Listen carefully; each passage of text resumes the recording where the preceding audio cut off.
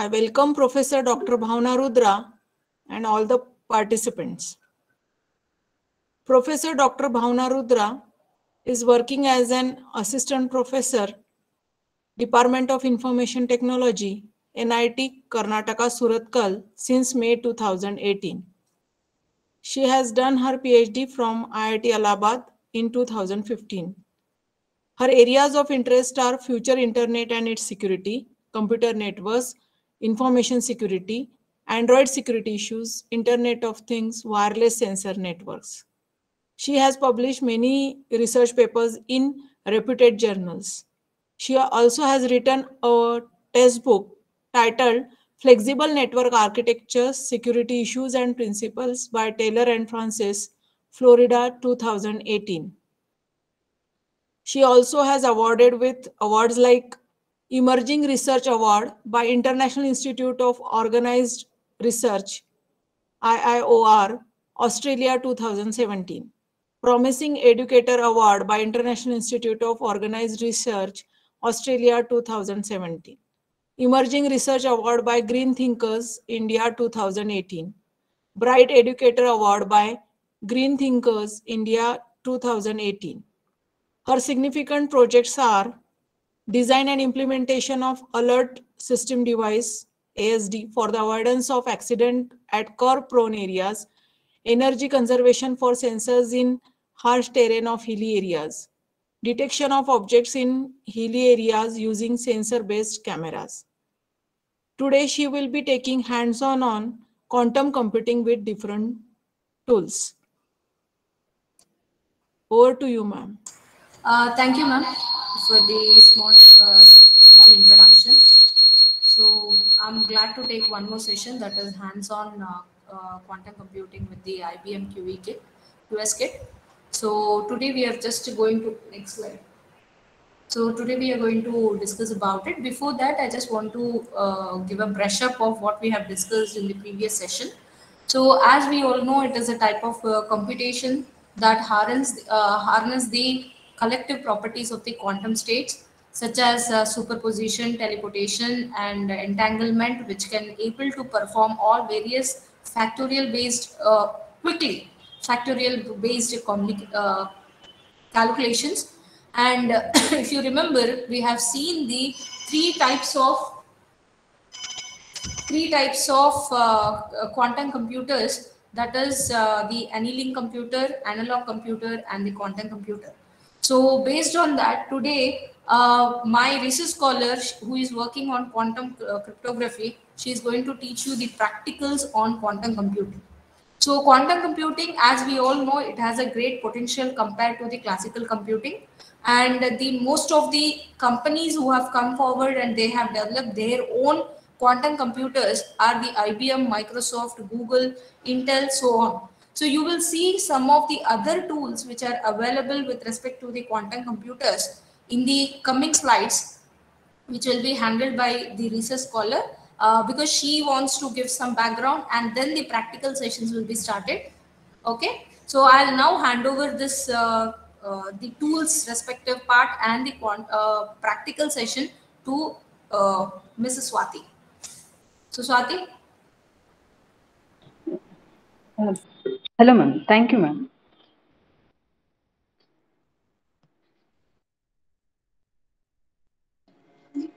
Good afternoon everyone. My name is Swati. I'm a research scholar under Dr. Bhavna Rudra ma'am in NITK. So as ma'am said, like in last sessions, speakers already explained about what is quantum computing and what are the basics. And even in last session, I think you have a you have hands-on session on IBM quantum circuit, right? Circuit composer, no? Hello, am I audible? Yes, ma'am, you are audible. Yes, ma'am. Yeah. So, like, first of all, I would like to give a quick introduction about various tools, like what are the tools are available throughout the world, like the people are using. In that, the main very important tools I'm just going to discuss now.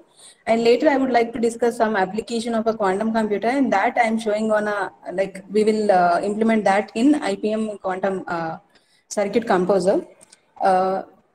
So before that, like as ma'am has said in a previous session, like we have a various architectures of a quantum computer, so that like we don't have a universal programming language, because in a classical computer we can perform a universal, like we have a universal programming languages like C, C++ that can be applied, that can be that will be work on any classical computer, right? But a quantum computer is not that case. Like we have a different architecture, so that the one programming language which is supporting one quantum computer may not work on the other. So that's why the lot many tools have been introduced, and many people are working on to implement new tools also. So first of all, I would like to tell, like I would like to discuss what are the tools that are there at various companies, and various researchers who are implementing the various tools that I'm going to discuss now. So first we'll see the IBM quantum computer. So you all know, like you already started working on IBM quantum circuit composer. So mainly we have a at present the most of the researchers are working on IBM cloud-based quantum computer, because I like many feel like it is easy and it is user friendly, so that we can work with a quantum computer and it can be easily understandable.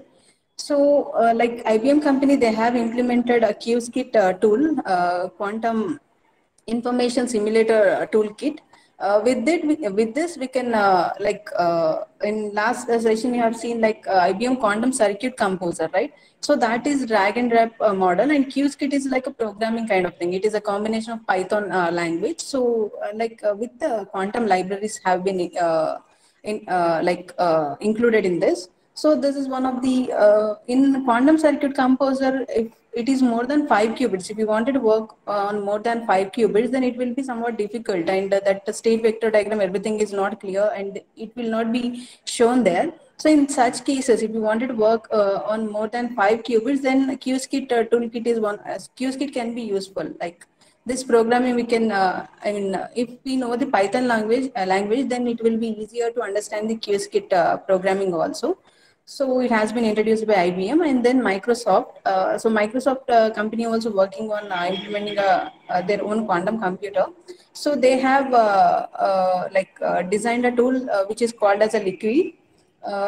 Nothing but it is a like language integrated quantum operations tool. So it is mainly used to translate the high level programming into the low level programming, that is to communicate quantum machine with the classical machine. For that, this toolkit is very useful.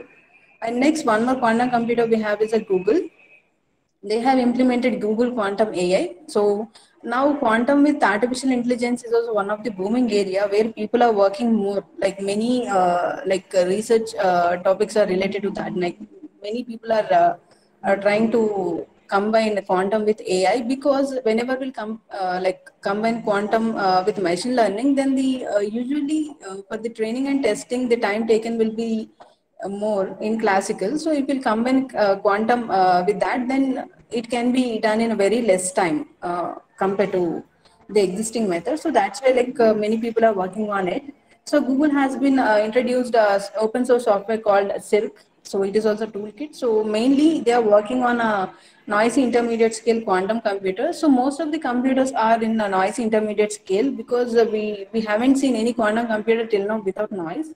So many are working on that to reduce the noise and all. So this Cirq is based on the Python library.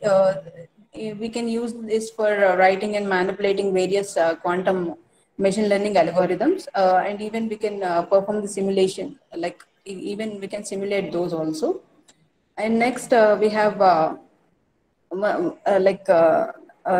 more quantum computer has been developed. Like one more company which is working on quantum computing is D-Wave. So recently in news we have seen that Google quantum computer has been practically worked on a Zoom application. Like any of you listen about that? Zoom application has been implemented on a quantum computer. Recently, we have a white letter from the Google company. So what happened there is accidentally one of the employee in a Google company have installed Zoom software on quantum computer, and then they have a make a video call from Zoom Google quantum computer to the D-Wave quantum computer. So it was it has worked well, and they are working on to come implement multiple classrooms at a time in a Zoom. So if that application will work, then it will be one of the great milestone for the quantum computing based on the practical applications, because it is very difficult to implement practical applications using quantum computing. So people are working on that. So DWave is also doing a lot of research on this. So they also implemented a tool called Cubo.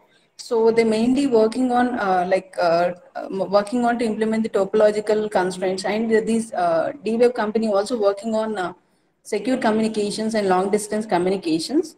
And next we have one more tool called QLab. It is almost like a MATLAB based tool. In that they have included the quantum libraries. So mainly it is used to work on a superconducting qubit system. So the D-Wave system is also mainly implemented based on superconducting quantum states. And one more tool we have is a Quipper. So Quipper is nothing but like it is mainly they have implemented this by using the quantum lambda calculus. So this is by using the like classical programming language called Haskell. So based on this, they have implemented the Quipper programming language.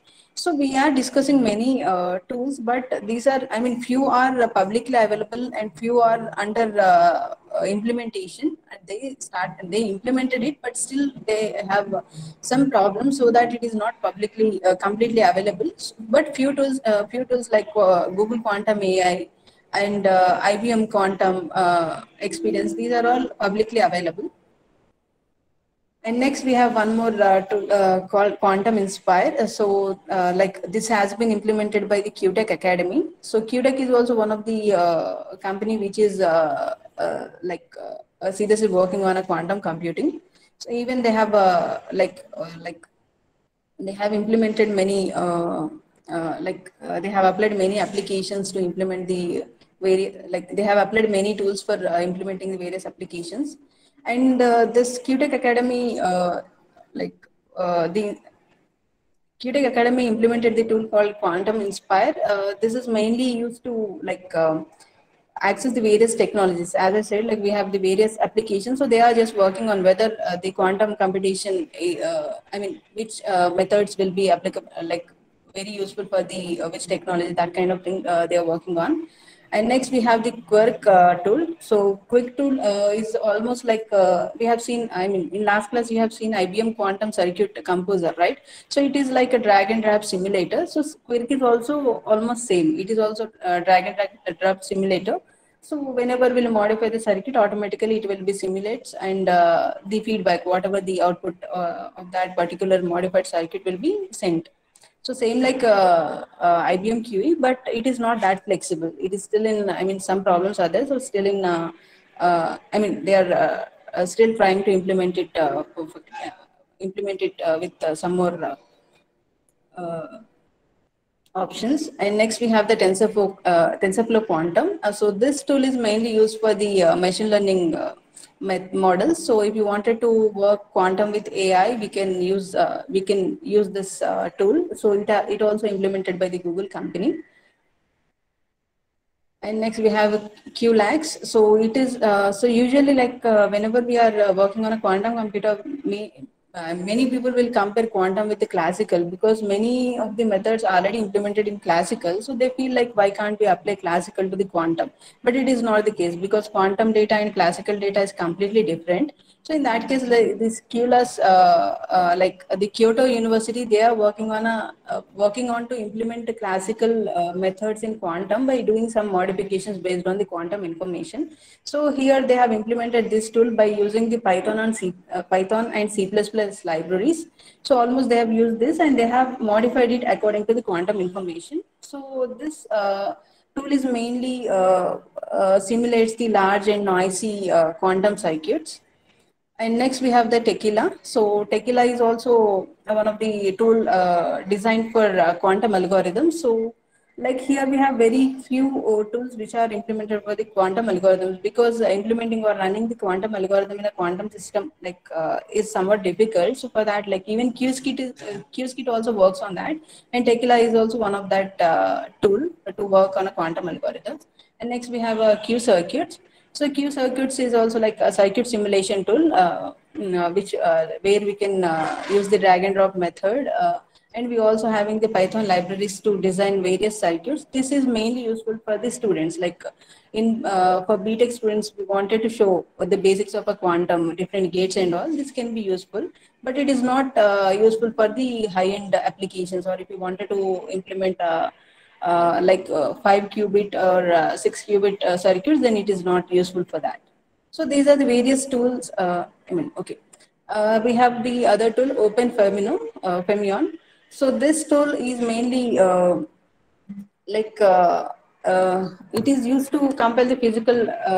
Usually, the work in quantum chemistry also increasing a lot for designing new drugs and new chemical combinations. So for that, this tool can be useful. It is mainly for the quantum chemistry or quantum physics practical things. Like if you wanted to simulate different physics equations and also different chemical reactions or chemical combinations, then we can make use of this tool. And next we have Yao tool. So it is mainly, this is also one of the tool which can be used to design the quantum algorithms. It is also open source tool now. It can be available publicly. So uh, next, we have the Intel quantum simulator. So even Intel also working on to implement the quantum processors. We know that Intel usually works on Intel usually implement the processors. So they are working on a processor. Like they are working to implement a processor with more qubits. So whatever the simulator, like this simulator mainly used to work with only single and two qubit gates. This is the initial simulator they have given for the publicly, like if you wanted to work on that, we can, but they haven't given the public access to the more than two qubits. So these are the few quantum tools which have been there throughout the world. So if we as of now, by comparing all this, we feel like IBM quantum circuit or IBM quantum experience is one of the user friendly and also easy to understand tool compared to the all other. And other than this, we have many like few more tools also, but those are not publicly available. But people are starting implementing. Even in our India, IIT Madras, they have implemented a tool called QSIM by using the Python libraries. So that is also we can make use of for working with a quantum computer. So now, even for the hands-on session, even we wanted to show with the QSKit, but the problem, okay, so that I'll tell. So now we'll see the basic, what is a qubit and what are the basic.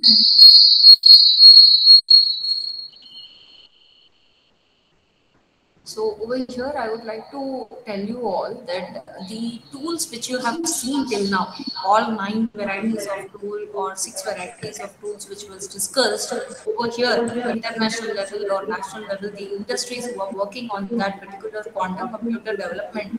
So they all are using various kinds of architectures. If you remember the evolution of quantum computer architecture, which I have discussed in the previous session, that was the base part for the development of these tools.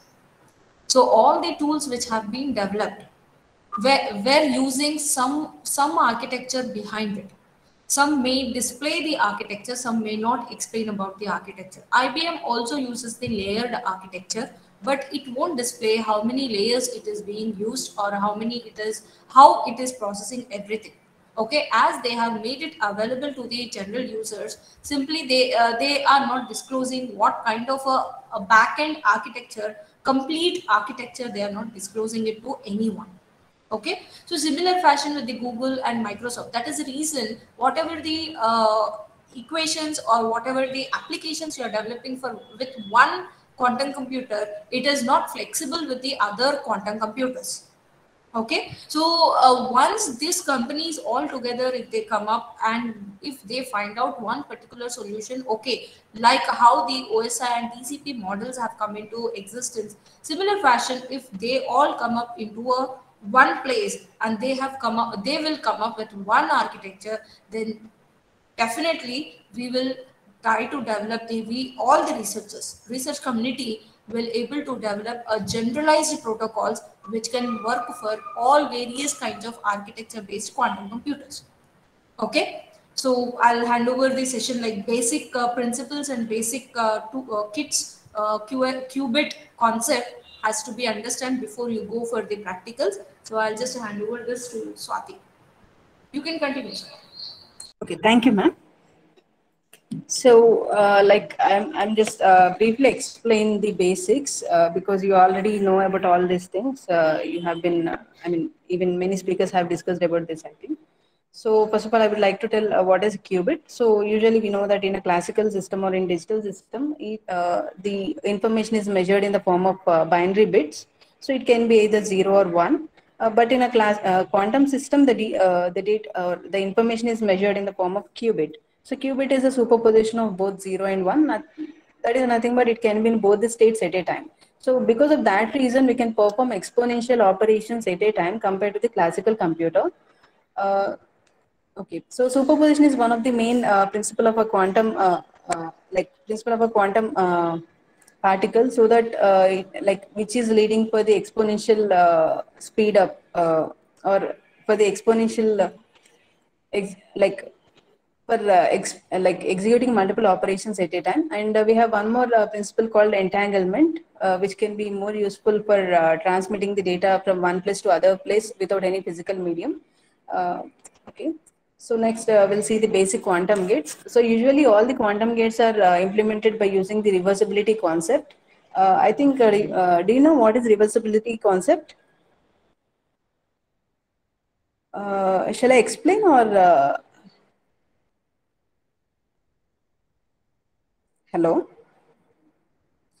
Okay, so the classical gates are irreversible gates. That is, for example, if you consider any gate, for example, if you wanted to perform addition on two numbers, then the inputs will be 2, the output will be 1, right? The addition of that will be the output. But in quantum gates, all the operations are reversible. So we have the equal number of inputs and equal number of outputs. So the main use of this is the complexity of the computers will be reduces, but because like in digital computer where we are using the irreversible operations, in case if we lost the input data, then we cannot retrieve that from the output equations because it is not a unique or we have the multiple inputs and a single output. But in quantum, we have the equal number of inputs and equal number of outputs, and each output is represented with the unique input combination. So in case, even we'll retrieve the data or input data from the output equations also. And also it mainly reduces the complexity of the circuit and also hardware requirements of the circuit. So this is one of the main advantage why we are going for the quantum operations or quantum gates. So we'll see the basic quantum gates. So as I said, like the superposition is one of the major principle of a quantum particle. So that is represented with the Hadamard gate.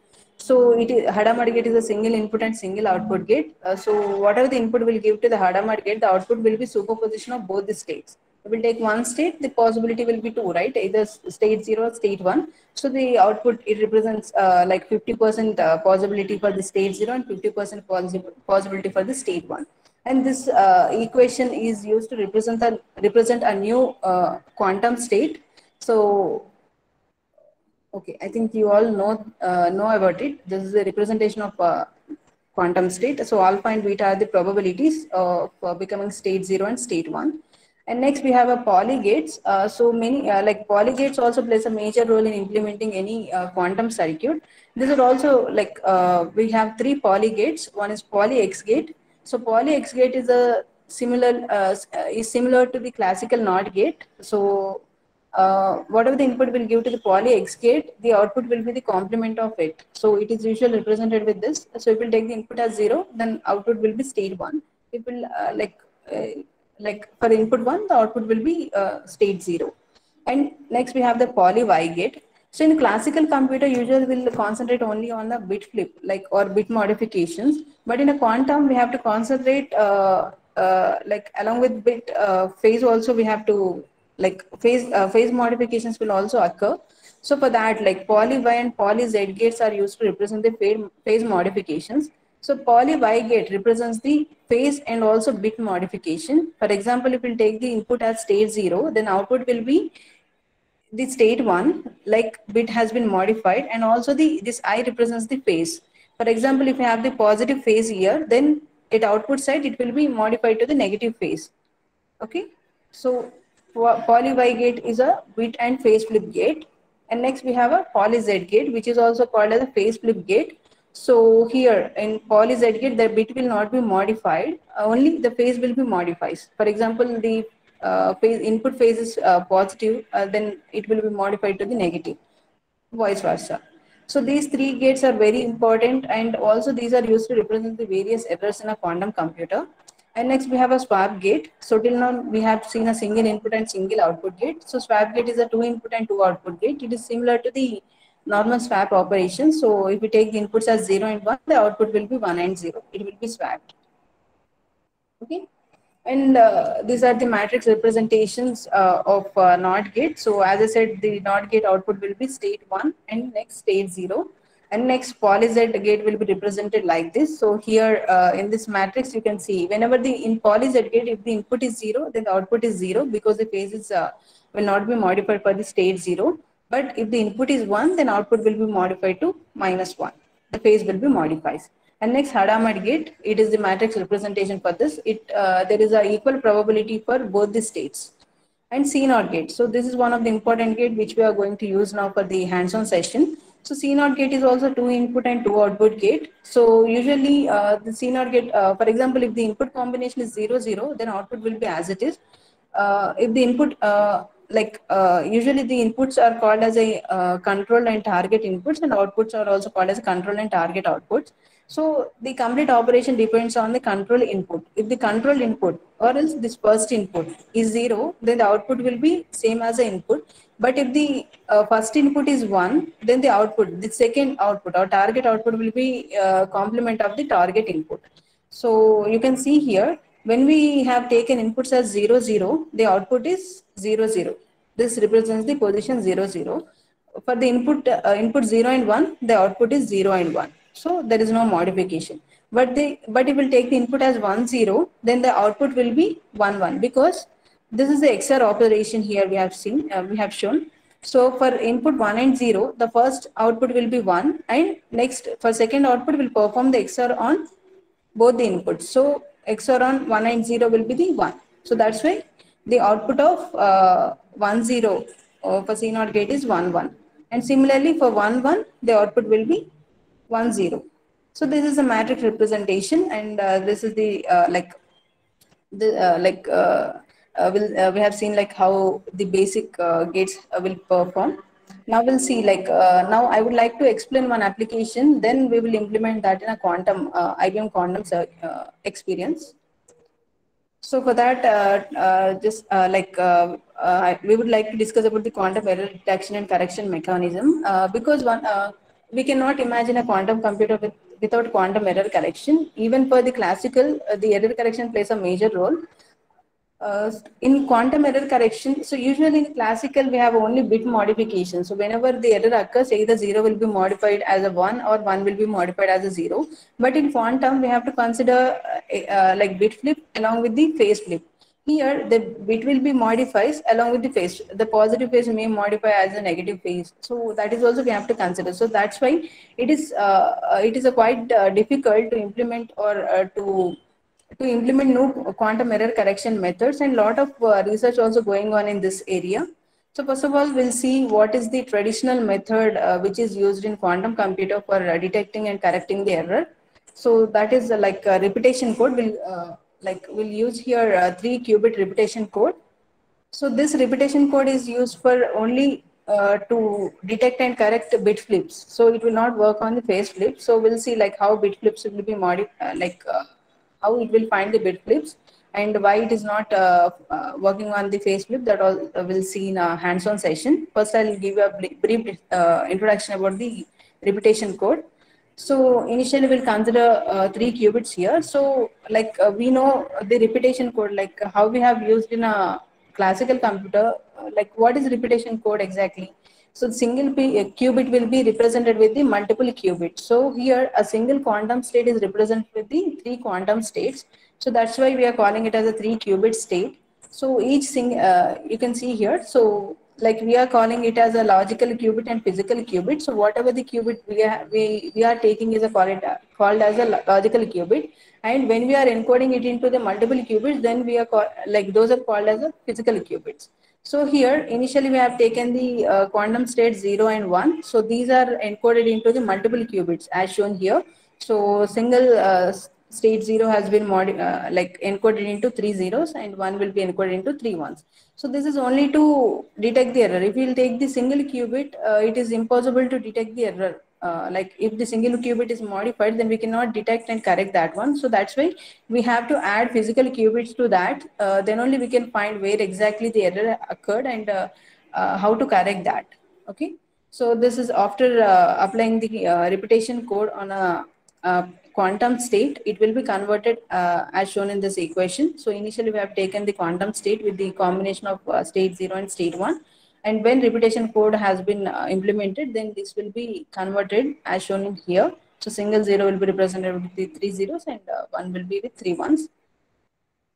Now, so to encode it into three, so as we discussed, so initially we are taking a logical qubit as like logical qubit in the sense initial qubit is 1. So single qubit we are encoding into the 3 qubits, and then we are transmitting this to the other side. If any error occurs in between, then we can use the error detection and correction mechanism to find where exactly error occur and what is the exactly qubit. So this is the representation of encoding or a quantum circuit for the encoding. So for example, if we have taken the input as state 0, then it will be encoded into 3 zeros. Okay. And next, if we'll take the or if we'll consider the input as state 1, then it will be encoded into the 3 ones. So here we have considered the CNOT gates. So we have discussed already this operation of a CNOT gate. So based on that, it will like this architecture is used to encode a single logical qubit into the 3 physical qubits. Okay, this will implement directly on a quantum circuit composer. Then you can understand whether it is working correctly or not. And after implementing or after encoding, when we transmitting the data, if in between any error occurs, then we can find it by using this architecture. So this architecture mainly used to find whether any error occurred, or if it occurs, which place it has been occurred. Everything has been represented. So here, along with the 3 qubits, we have used 2 extra qubits. These 2 extra qubits will call it as ancilla qubits. Ancilla qubits are simply called as we can say it as a garbage qubits. These are simply used for computation purpose.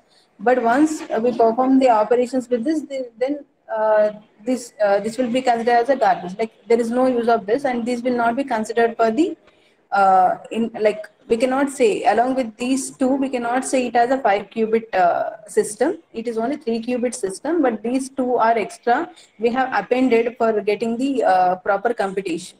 Okay, so this ancilla combination will represents where exactly error occurs. So after performing the encoding, if any error occurs, then with this combination, like with 2 qubits, we'll have total 4 combinations. If there is no error, then the ancilla combination will be either 0, 0 or 1, 1. But if any error occurs, then the combination will shows like either in seconds, either in second place or in a like either at a second qubit or third qubit, where exactly the error occurred, that can be represented with this ancilla combination. And once we know the error where exactly it occurred, then we can decode that, or we can perform the correction operations on that. Okay, so this is the I'll show you the table, like how exactly that architecture works. So for example, the initial state is this one, and after performing the encoding and decoding operations, the output, if we got the output in this format, then there is no error. Like when the combination is 0 0, either for the 111 or for 000, it means there is no error. For example, if the output combination is like either 100 or 011, then it represents there is error.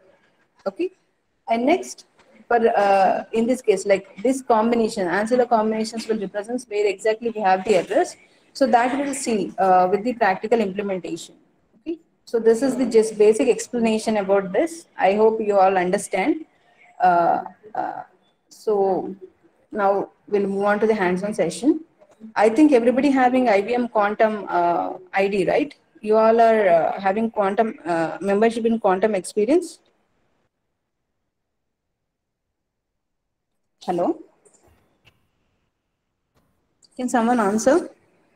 I think there is no experience. This is the introductory session, no, ma'am. This was therefore hardly there will be experience to any other one. Okay, okay. Yeah. Okay then. If anyone is having, please answer the Yeah, you question. just start so that we can, like, you can understand easily. Yeah, yeah. Along with me, you can also continue. So this is the quantum circuit composer. So actually we wanted to explain this by using the IBM Qiskit, but the problem, like here we are, like today we are having the problem with the server. It is not opening from the morning onwards. So otherwise we would have explained various other applications like Shor's algorithm and Grover's algorithm using Qiskit programming, because those we cannot implement by using the circuit composer. But today, like this, like repetition code, I would like to explain by using the circuit composer. I hope everybody okay with this.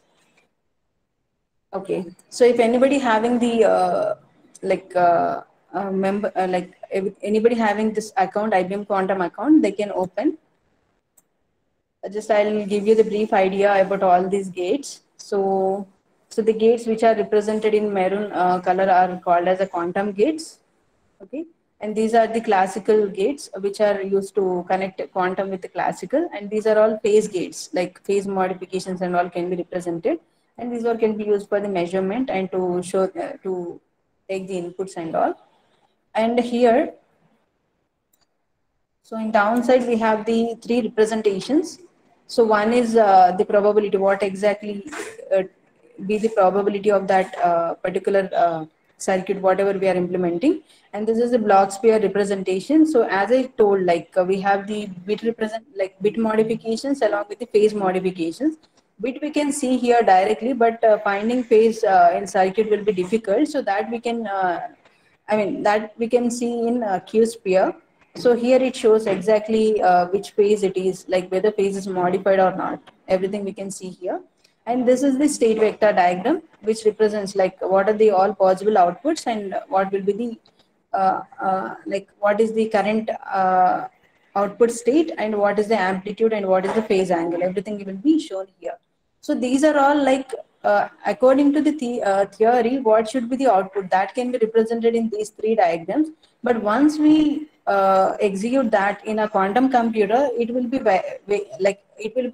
different compared to this, because as we discussed, like we are in a noisy intermediate scale quantum circuits or quantum systems. So whenever we are running a quantum state, the noise will be added to that, because the quantum states are very delicate. A small disturbance, or whenever it is combined with the external environment, the noise will be occurs.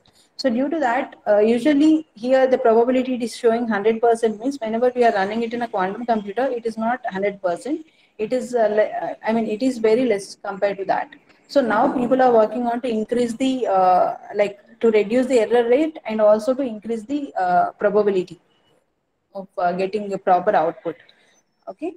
So first we'll see, like I told, like Hadamard gate is used for superposition operation. We'll see here we have taken the single quantum state. See here we have the single quantum state, that is Q naught, and C1 is the output variable. So here Hadamard gate we have taken. So usually what is use usually why we are using Hadamard gate to represent the superposition. So whenever we are applying Hadamard gate on any input, it should represent the superposition of both the states. That is, you can see here. Here it is showing the probabilities of becoming state 0 and state 1 are equal. So with the same amplitude and with the same phase angle, here also you can see the probability is 50%. So as per the theory, it should be 50%, but whenever we'll run in a quantum computer, it will be various, like the 0 will be having some more probability compared to 1. Okay, it happens. And next we have the NOT gate. So NOT gate, X NOT gate, I mean X gate we have discussed, no? This is represented with this symbol. So whenever we'll give the X gate on any input, the output will be the complement of that. So by default in IBM Quantum Composer, it will take input as 0. So that's why the output it is showing as a 1 with 100% probability. So you can see 100% probability. So it will represent input as state 0 also, it will not differ, like almost same. Initial by default it will take input as 0, or else for clear understanding purpose we can represent like this also. Okay, the output will be 1. So even we can measure it. Did you completed all this in earlier sessions? If so, we can directly go for the implementation. Otherwise, I'll just give you the brief introduction about the various gates. Shall I continue? Yes, ma'am, please. Yeah. So here you can see here NOT gate we have used, right? So but the output must be like state 1 with 100% probability. We'll see what happens once we run it in a quantum computer. So you can see here we have setup and run options. So actually I'm going fastly because previous session we have seen it is on IBM Quantum Composer. So that's why I'm not explaining what are the different simulators in IBM Quantum Composer and what are the different quantum IBM quantum circuits. If you want, I'll explain that. Or else, shall I show the output? You want me to explain what are the various simulators in IBM Quantum Computer? Yes, ma'am, please explain. Okay. Oh.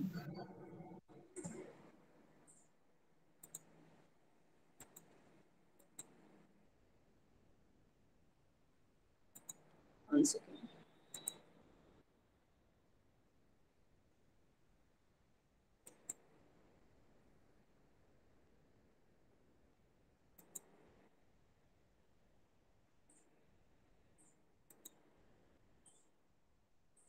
Yeah. Yeah, you can see here, no? So see here, everyone. So here, when you drag this down, so here we have the different, or else like we can go to the dashboard.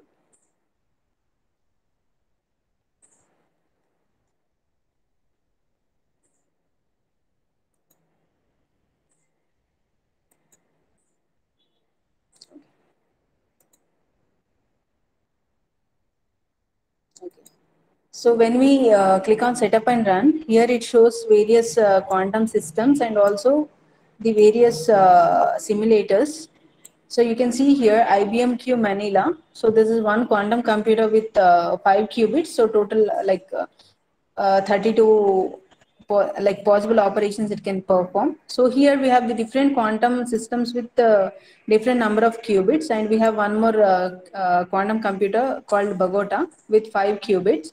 So it representing like pending jobs. So 53 jobs are pending at present, and here 26. So initially the jobs or the delay time was very less because the people are very rarely using this one, but now many people are working on this, so we have to wait. So once we run the circuit, then sometimes we have to wait for some hours also, because you can see here. So actually that not available now. They made it offline. Santiago. This is one of the very this is one of the quantum computer where more people have been experimented. It is also giving the good results compared to the others, like the exact results, or we can even work with this uh, like. Easily compared to others. So but at present it is in offline mode. Whenever even from last 1 week it is in offline, so they had some issues at their side. So other than that, we have like Manila and Bogota, Quito, Belem and Lima. These are all 5 qubit quantum systems, and we have one more quantum system called Armonk. It is a 1 qubit quantum system. Only if you wanted to work on a 1 qubit, or if you wanted to perform operations on a single qubit, then only we can use this one. Otherwise, mainly the people will work on more than 1 qubit, no? So they'll use all other quantum computers. So here you can see any one of the quantum computer we can take, but we'll see which is having the less crowd, on that will run. Okay, so it is having the less crowd, so we'll run on that. And I would like to tell about the various simulators also. We have the simulator, stabilizer simulator. So here we can here we can simulate till 5,000 qubits. So it is not executed, it simply simulates like what will be the output for your quantum computer. So simulation results will be obtained here. And this is MPS, simulator MPS. Here we can get the results in the form of matrices. And we have simulator extended stabilizer. So here it can work on 63 qubits. So these are all different simulators. So based on our qubits, like number of qubits on which we are working, based on that we can select any one of the simulator. But mostly, like if we wanted to get the exact results, then we have to directly or execute that in a quantum computer, any one of the quantum computer, based on your requirement, based on the number of inputs and all. And this is IBM Q QASM simulator. This is one of the simulator mainly we are using in QSKIT and also in quantum composers. So it represents like it is same like a state vector diagram I've shown, right? So it is same like that. Okay. And simulated state vector, here it only represents in the form of state vector. So for the given inputs, what will be the output? What are the possibility of the getting like or error rate, if you wanted to find the error rate, and what are the extra states we got, everything we can see in this simulator. So the same circuit you can execute in any of this, like we have the various options, any of the quantum state you can select, or else you can even simulate that using any of the simulator. Okay, so these are the various options you have. Now we'll run this on IBM Bellum. So here you can give the name for your even like you can see here we have the shots here. So you can even choose the number of shots, either 1024 or 2049. That depends. So how many shots you wanted to execute. So based on the shots, the output will be modified. If you run it into the more like if you'll execute it in more shots, then the output may be increases, the probability maybe increases or decreases. That depends, because we cannot measure the quantum state, right? So whenever we are executing a time, sometimes we'll get the better results with the less shots, and sometimes we'll get the better results with the more shots. So that you can choose here. You can even increase or decrease. That depends. I mean that based on your experiments. So here we can give the name for the job. So here simply we are working on a X gate. So X gate operation. So if you wanted to give any tag, you can give. So now I'm just clicking on run on IBM Bellum. So we are simply running this on a IBM quantum computer. It has been sent. It takes some time for execution. We'll see. Like once it is executed, we'll see what exactly like. Usually these are the expected results. So the probabilities must be 100%. But after executing, we'll see what probabilities we got. So it is still pending. So it takes some time. So this is the procedure for executing any quantum circuit. Here even you can add the number of inputs. Like you can add any number of inputs, but till 5 qubits only these diagrams will be shown, like probability and state vector diagram and Q-sphere. These are shown only for the 5 qubits. If you wanted to see the more than 5 qubits, then it is better to use the QSKIT toolkit. There we have to do the programming. Simply here we are dragging and dropping, no? There we have to do the programming. It is not that difficult. If you learn that one, then that is also easy. QSKIT programming also easy. Okay, we'll see the output of this once it is completed.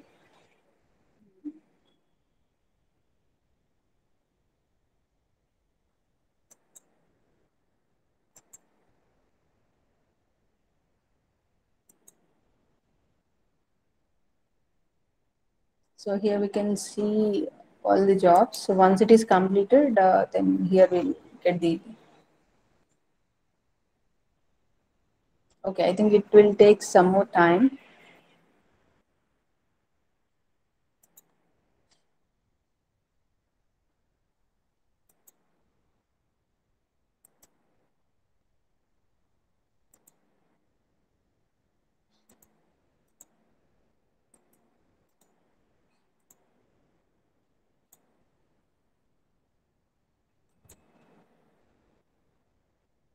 So while taking the or while choosing the quantum computer, we have to keep we have to consider like how many like projects are already in queue. Then only like we can guess like how much time it will take. So here we had 7 projects that were in queue, so it is taking some time. Sometimes there may be like 80 or 90 projects will be in queue. In that time, sometimes in that cases it will take more than 1 day also for executing. Okay, so we will see what will be the output.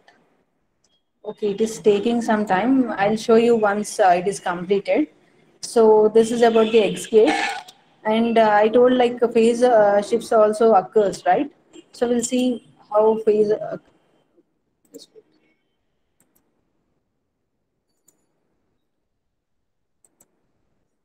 So phase gate, mainly Z gate is used as a phase gate.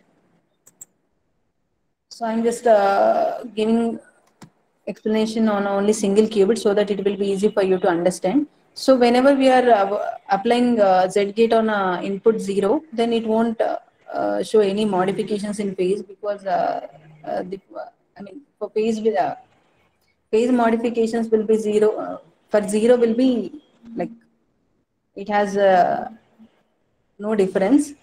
For example, if we take the input as 1, so here X naught gate I have taken, that means it is converted. Initially we have taken it as 0, and then it is modified as state 1. On that we are performing the phase modifications. So usually if it is a positive phase, if we won't take the phase gate, then it will be of blue color.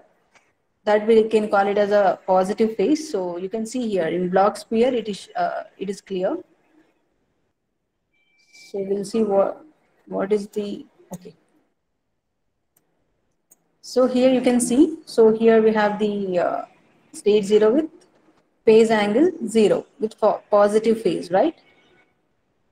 Nothing but based on this angle, we are calling it as a positive or negative. So this is the exact position of quantum state 1. Okay. Whenever we are applying the state or phase angle or phase gate to it, then it is modified. The phase has been modified. Initially it was 0, now it has been modified to pi. Is it clear? So phase has been modified. So some cases, like whenever we are working on large circuits or large projects, then sometimes we may have to change the phases. In such cases, we can use the Z gate or S gate, T gate. These are all phase gates. Okay. So this is the representation of phase gate. And we have 2 input, and similarly like T gate, S gate, these are also Z gate is a phase modification with pi angle, and T and S gates are phase modification with pi by 4 and pi by 2 angles. Okay. So, and next we have C naught gate. So this is the representation of C naught gate. So initially the inputs were 0, 0. Nothing we have taken means by default it will take it as a 0, 0. So the output of 0, 0 will be like the output of C naught gate with 0, 0 inputs will be 0, 0 only. So here it is showing with 100% probability. We'll see whether it is completed or not. Yeah. So it has been completed. So we have yeah, we run the circuit with X naught gate, right? So you can see here, this is the circuit diagram we have taken. So here Balem is a 5 qubit gate, as I told earlier. So that's why the actual diagram will be like this. So we have worked on only single qubit, but whenever it is running in a quantum computer, it will be represented like this. So 5 qubits we have that will be represented. So for this, usually the output will be 1, right? 1 with 100% probability. But here when we run that in a quantum computer for 1024 shots, for 985 shots, it has shown the perfect output. But for some shots, for 39 shots, it has shown it as a 0. That means wrong output. So we'll call it as error rate. So there is a probability of getting 1 is more. So we can we can call it as a circuit with a less error rate. But sometimes when we are working on some circuits, in such cases, Like the probability of both these states will be almost similar. In such cases, we can call it as error rate is more. So whenever we will include more number of quantum states or quantum gates, then the error rate will increases. Okay. So here the error rate is around 39, but okay, this is just representation of X naught gate. So before running it in quantum computer, we know that it is 100% one, but after running it, it has been modified. So we have some error. So that's why we are calling it as a noisy intermediate scale quantum computer, because everywhere, like this is only for the single qubit. If you include the two qubits, no, then the error rate will increases. So whenever a new qubit increases, includes or adds, then the like nothing but it will increase the number of qubits, then the error rate will also increases. So this is the representation of that. And now we'll see the C0 gate. So C0 gate, here we have taken 0, 0. The output is 0, 0. For example, if we consider input as 1, 0. So this represents the input as 1. So 1 and 0, then the output will be 1, 1. As I said, if the input or the control input is 1, then the first bit will be as it is. On first bit, we are not performing any operation. But for the second output, we are performing XOR on first and second qubit. So now XOR on 1 and 0, the output will be 1. So that's why here we got the output 1, 1 with 100% probability. Actually, theoretically, we know that the output is 1, 1, but after running it in a quantum computer, it may differs. Okay. So to run this similar way, you can you can use the similar way, either any quantum circuit you can or quantum system you can choose from this. Okay. You can even try with the different quantum systems, and you can check which kind of output you are getting. Okay. Now I don't want to run it because the queue is very much. Okay. So now we'll directly go to the quantum repetition code, which I have explained. So now we'll see how, first of all, how we'll encode the data, and then how to find the error, how to detect the error and how to correct that one. That we'll see. Okay.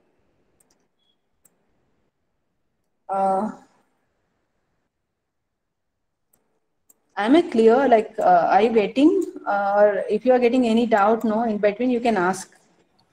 Okay. Madam, can you show the every input and output of every gate that's shown here in this computer? Sorry, sir, I didn't get you. Pardon, sir. How these gates are working? Every gate is working. That we want to. How every gate is working? Yeah. Yeah. So actually, okay. I'll just. I'll show in this this state representation is enough, or do I need to execute that in a quantum computer? No need to execute, but at least you place it here and how inputs are applied to every gate like that. Okay. Yeah, so I'll just briefly explain that one. Later we have to discuss repetition code also. Yes. So these gates we have, and this is a Toffoli gate. It is a 3-input gate. So till now we have seen 2 input and 2 output gates. This is a Toffoli gate. So it works on 3 input and 3 outputs. So simply the first input, first output, and second input, second output are same. But here for the third output, it will be the XOR between. First it performs the multiplication on these two and performs the XOR. So if you have 3 zeros, inputs as 3 zeros, then the output is 3 zeros only. For example, if we'll take input as 100, then output will be modifies. You can see here. So here, usually we'll read it from the right to left here. Okay. So the first input is 1. So the output is 1. And the second bit is 0. So here the output bit is 0. So here simply as it is. And the third qubit, it is 0. So here it performs the XOR between, first of all, multiplication 1 and 0. The multiplication will be 0, and XOR on 0 and 0 will be 0 only. So that's why the output is 1, 0, 0. So similarly, you can modify the state, like you can even give the inputs as 1, 1, 0 or 1, 0, 1. So you can check for the all combinations here. Okay. So this is the representation. Here you can see. So for inputs 1, 0, 1, the output is 1, 0, 1. So for first input 1, the output is 1 as it is. And for the second input 0, the output is as it is. There is no modification. But for the third input, the output will be modified. So first it performs the multiplication 1 and 0. The output will be 0. The multiplication output will be 0. And now on that output, it performs the XOR operation with the third input. So 0 and 1 XOR. will be 1. So that's why the output is 101. So similarly, you can check for the various input combinations. So 3 inputs means we have total 8 combinations. So for each combination, you can check whether it is working or not. So this is the possible like theoretical output, but after running it in a quantum computer, it will be differ. Okay, it will not be the 100%. It may be changes. So here we are taking 3 quantum states. So the error rate will be more compared to the single quantum state. Okay. And next we'll see the this is swap gate. So as I said, swap gate is 2 input and 2 output gate. So here we can apply swap gate. So simply the inputs here is 1 and 0, the output will be 0 and 1. Simply it is swapping. The first bit will be swapped as a second output and second input will be swapped as a first output. Okay. So whenever we wanted to perform these kind of operations in any of the circuit, you can make use of this. And identity gate is a normal, like there is no any modification like identity operation. Some in some circuits, if you wanted to show the gate or if we don't want to perform any modification, in such cases we can make use of identity gate. So there is no modification. We have inputs 1 0, the output is also 1 0. So simply for like we can call it as a state as it is, then we can make use of identity gate. Okay. And next we have T gate. It is also phase gate. So after giving the T gate, the phase will be changes. Here you can see. Okay, if you take the input 1, then you can see how much phase it has been modified. So initially Z gate is pi by 2 modification. T gate is for pi by 4 modification. So angle will be modified with 45 degrees.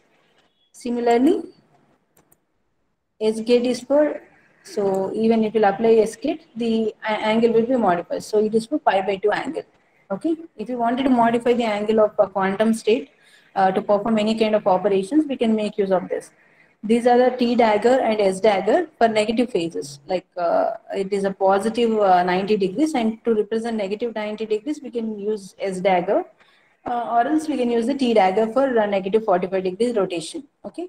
RZ is also same like Z rotation only, but here. So if you wanted to work it on a multiple gates, we can make use of RZ representation. And this root X is X I told, like you can see here. X is for completely performs like a NOT operation, but root X, you can see here. Here it shows like 7 pi by 4 angle modification. It is not completely changes the value. It shows the both. It is like superposition only. So this root X with like root X or X per 1 by 2 can be worked like a superposition, like Hadamard gate, but with different phases, negative phases. Hadamard gate is for positive phases and root X is for the negative phases. Here also it shows the both possibilities, like of becoming state 0 and state 1. Okay. And for in that, if you wanted to change these angles again, then we can make use of the root X dagger. And Y gate is for the phase and here phase and bit modification. So here initially we have taken a state as 1. So it has been modified to 1 along with the phase. So initial phase is 0, then that has been modified to the negative phase, that is 3 pi by 4. Okay. So these are the representation. Rx is also for the multiple gates. Like if you wanted to perform X operation on multiple gates, we can make use of this. Ry is also for that. And U is a unitary operation. So if you wanted to modify, so usually if you see this block sphere, it is a combination of 3 axes, X, Y, and Z. If you wanted to modify the angles in 3 axes, then we can make use of U gate. So U gate, there we can mention, like you can see here. So it is a combination of 3 angles. So here actually for the description you can see. So U gate usually shows the 3 angles. So along with the x-axis and along with the y and z-axis. So if you wanted to modify along with any one axis, then we can make use of U gate. Okay. Similarly, RXS, RZZ also for like RXS is like no X gate. It performs the multi X gate operation. I'll show you.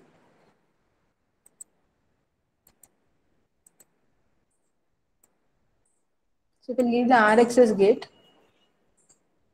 Okay, so actually it is not supporting for the single qubit, so we can use it in a multi-qubit architectures. Okay, so these are the representations, and 0 is the input, and this is for gate modifier. If you wanted to modify any gate, if you wanted to add this to any other gate, there we can make use of this.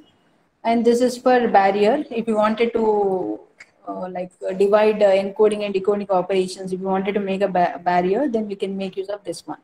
Okay, this is the brief introduction about all the gates along with their state vector and q-sphere representations. And if you wanted to know what exactly the output of those states, then you can run that in any quantum computer, and you can find exactly what will be the output of that one. Okay, so now we'll see the implementation of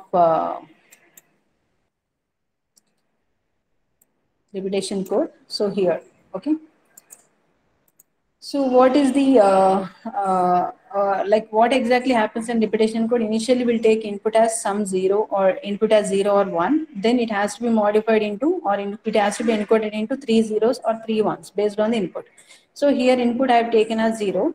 So to encode it, I'm using the two CNOT gates.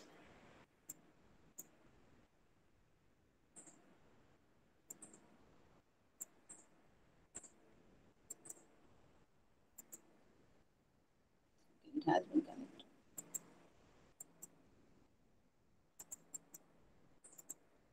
Okay, so first CNOT gate we have used, and the second CNOT gate.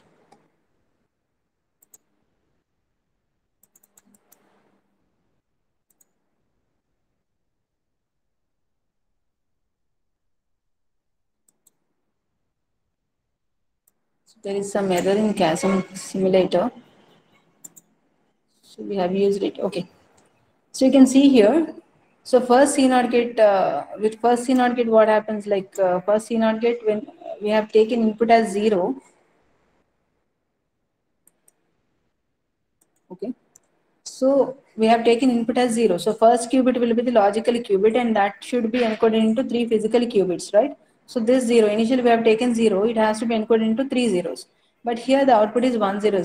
So first 0. So now to make it, so to encode it, we can make use of two CNOT gates.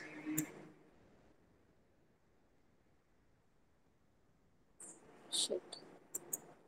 Once again, there is a problem in CASM editor.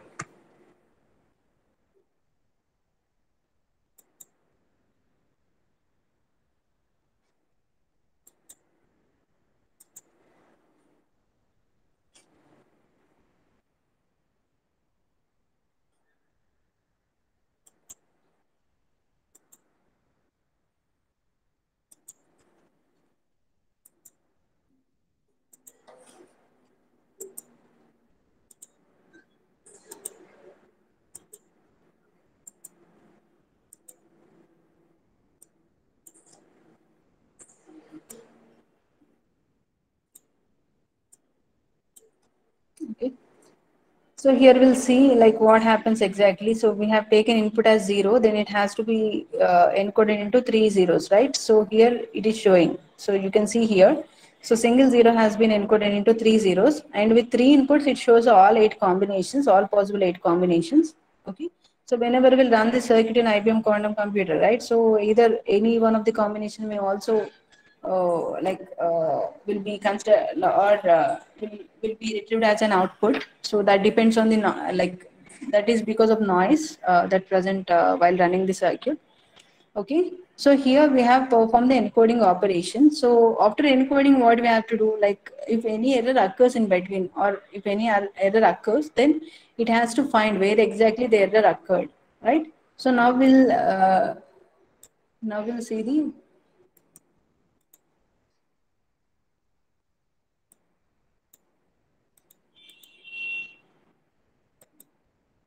So here the first step we have done. Okay. So now for encoding process, we are also, we need 2 more qubits for which will be considered as ancilla qubits to append, and also to find where exactly the the error occurs. So for that, like we have the structure. So I have explained in, you can see here, don't confuse, already I have explained everything. The same thing I wanted to show you in IBM quantum computer, whether it is working or not. If it is working, then what will be the output? Okay. So this only I'm just implementing in here.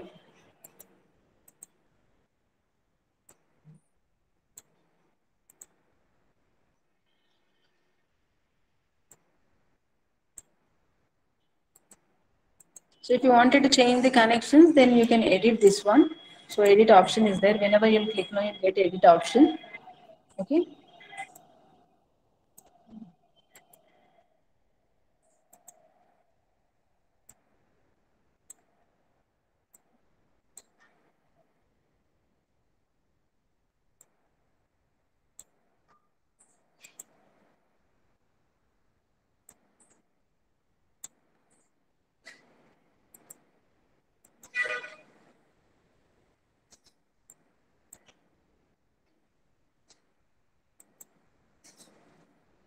Okay. So here, like it is the encoding. This is the procedure for encoding.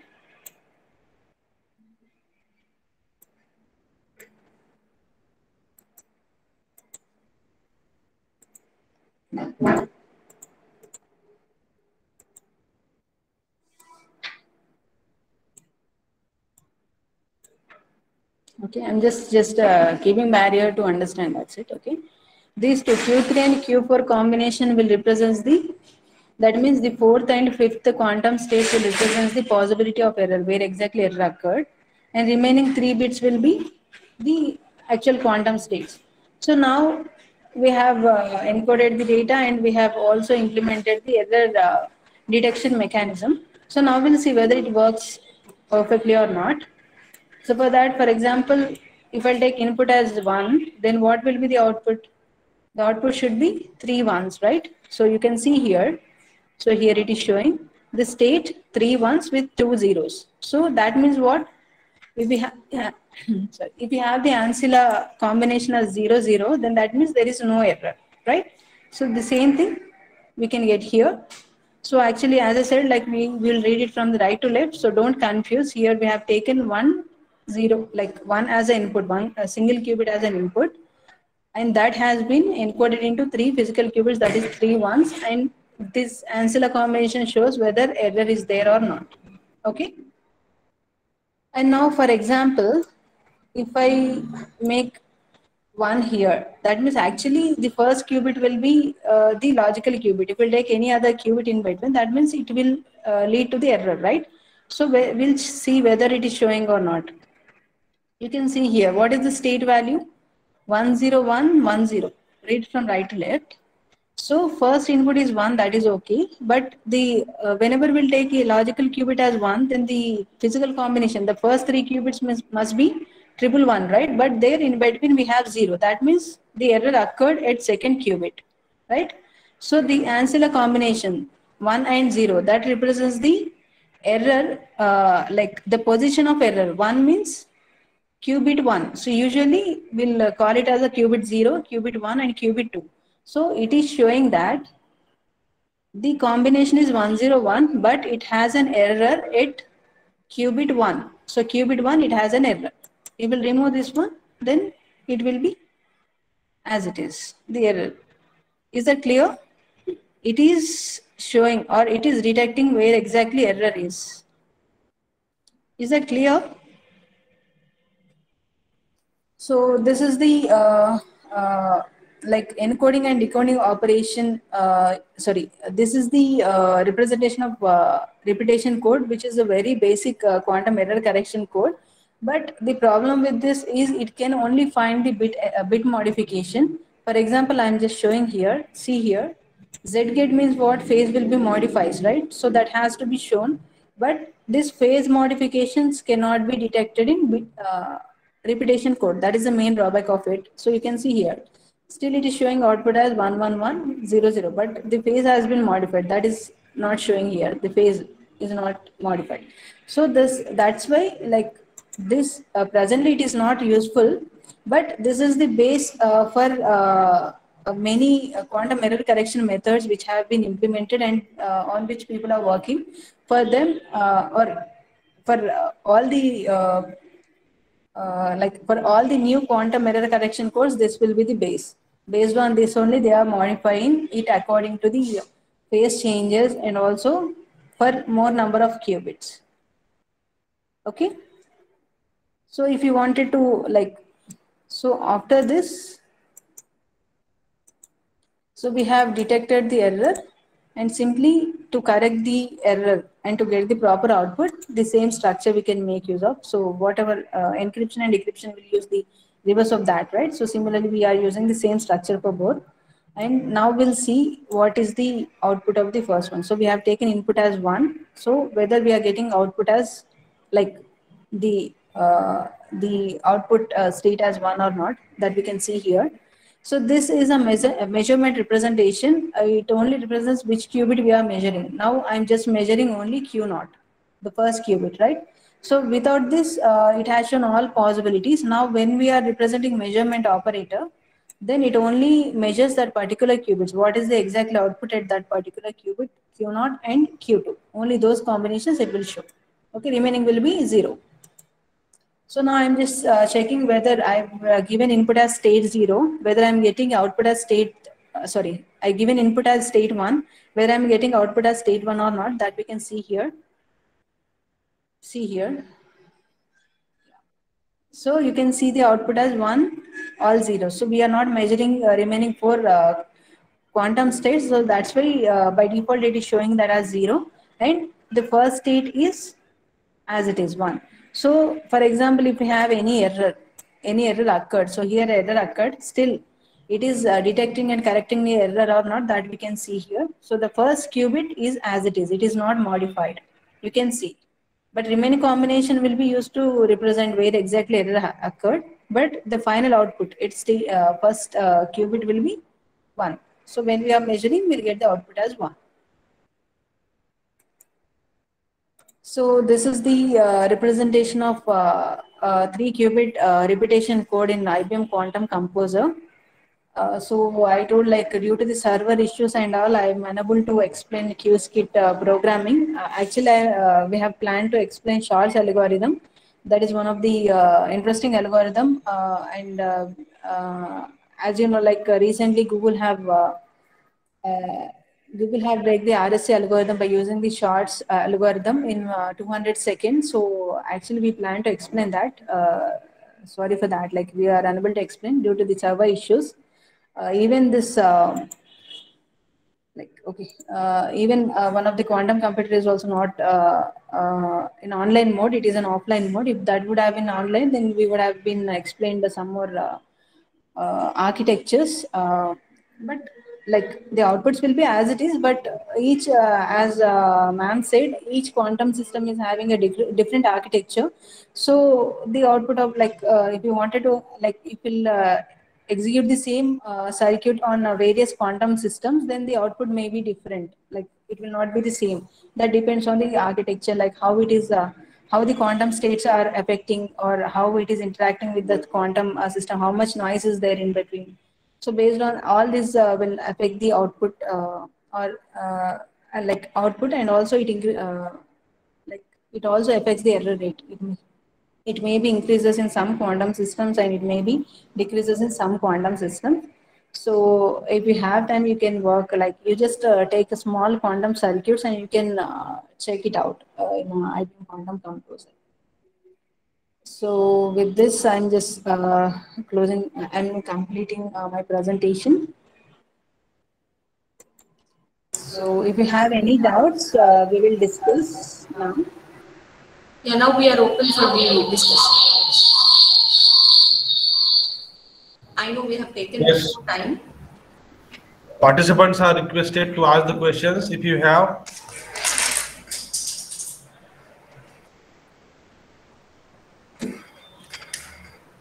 I know we have taken some extra time in order to finish those practicals. Generally, practicals will take little time, but we are very sorry that we couldn't able to show you the Shor's and Roberts algorithm, as the IBM server itself is down, so we couldn't able to. So as it is not in our hand, we don't have any quantum computer with us. So we are unable to show that. We are sorry for that. And rest based on whatever till now we have discussed, if you have any suggestions or queries, you're welcome. Madam, there is one question in the chat box. What is a reversible logic gate that consists of quantum gates? Hello? Hello? Sorry, sir. Can you repeat the question? Ma'am, the question is there in the chat box. What is reversible logic gate that consists of quantum gates? What is reversible logic gate? Yeah, that consists of quantum gates. Okay, so like we have seen all these gates, no? All these are reversible gates only. So what exactly reversibility concept is? For example, how should I explain? For example, if we'll take the okay.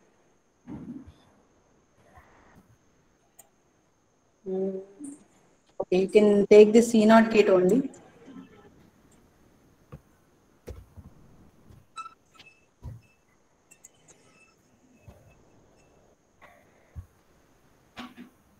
For example, here you can see I've taken the input combination as 1 and 0. Okay, so the output combination, the first Q0 output combination will be having one equation, unique equation, right? What is the output of this? It is same as Q0, and the output combination of Q1 will be Q1 Q0 XOR Q1.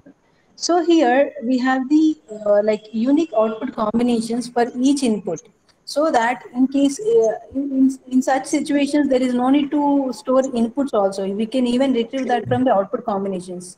Q0 and Q0 XOR Q1. When we solve this one, we can get what exactly the input is, either 1 0 or 0 1. So here actually we got the output as 1 1, right? So some cases like in classical computing, what happening is like we have two inputs. For example, if I'm working or I'm performing addition of two numbers, for example, the first input is 5 and second input is 6. After performing the operation, the output will get is 11, right? So, but in any case, if you lost the inputs, if you wanted to find that from the output combination, then it is difficult. We have the output as 11. So to get 11, there are many input combination. It may be like 7, 4, or it may be 8 and 3. So we don't know what exactly the input. So that is the problem with the irreversibility concept. So that's why here we have the reversibility. Like each input will be having the unit output combination, or each output will be having the unit input combination, unique input combination, so that it is easy to retrieve the inputs from the outputs and also from the outputs and also outputs from the inputs. So that is the reversibility concept, and all these gates, whatever the quantum gates we have, all are based on reversibility concept. We have the equal number of inputs and equal number of outputs. Ma'am, we have one more question. Yeah. Why to construct a system with reversible logic gate only? Can we interlink these things with quantum dot cellular automata? Actually, quantum dot cellular automata is completely different. There we have seen quantum dots are there, and electronic based on the electronic change, the bit the quantum will be modified. Like each dot represents the electron position, right? So based on the electron position changes, change the value of that will be modified. But that is not exactly the quantum computing, or that is a like quantum cellular automata represents the like possibility of quantum operations, but it is not exactly like we cannot exactly implement that in a quantum computer. So to implement that, however, that has to be converted into the quantum gates. Even we have to convert quantum dot cellular operator, whatever the circuits we have implemented, that has to be converted into the quantum gates. Then we can execute that in a quantum computer. Even we have worked on a quantum cellular automata, but that is like simulation purpose, like till the simulation, and we can do that is in a different way.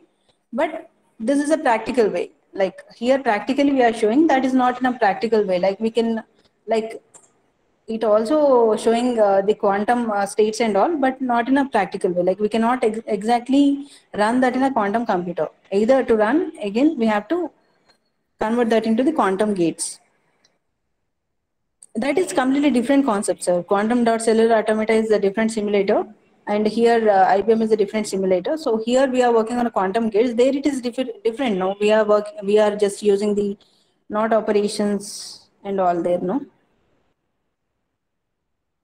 am I clear?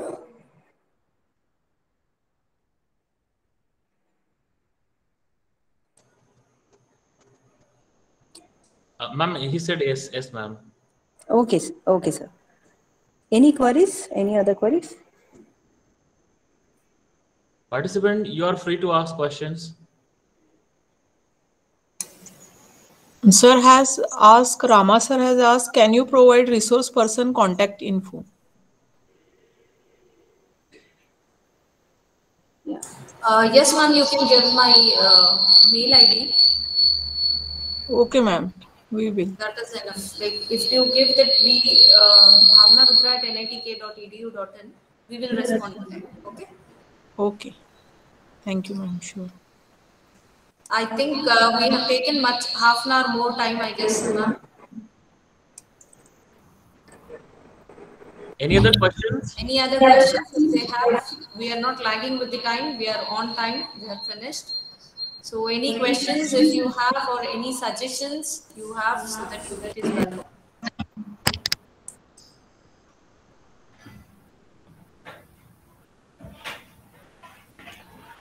So this was with a very good session, hands-on session, I guess. Thank you, sir.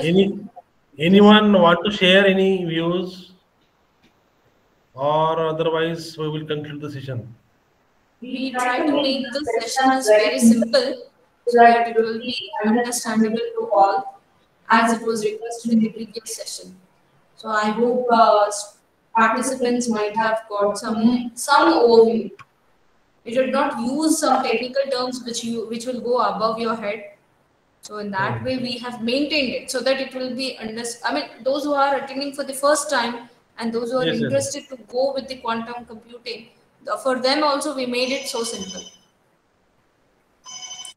And I also thankful for the Swati ma'am who explained completely. So, Thank you, sir. Ma'am, I request you to say the vote of thanks. Yes, sir. So in today's session, Professor Dr. Bhavna Rudra revised the points which she has covered in the last session. Ms. Swati has given introduction to various tools for quantum computing and hands-on using IBM Quantum Tool. On behalf of Computer Engineering Department, I extend a vote of thanks to Professor Dr. Bhavna Rudra and her research scholar, Ms. Swati, who spared time from their busy schedule and share knowledge with us. Today we had an opportunity to learn from you, and this will surely be helpful to all of us. Thank you. Thank you once again. Thank you, madam. Thank you, sir. Thanks for the opportunity. Thank you. Thank you, sir. So now this third session is end here, but very short. Within 5 minutes, we will be starting the next session.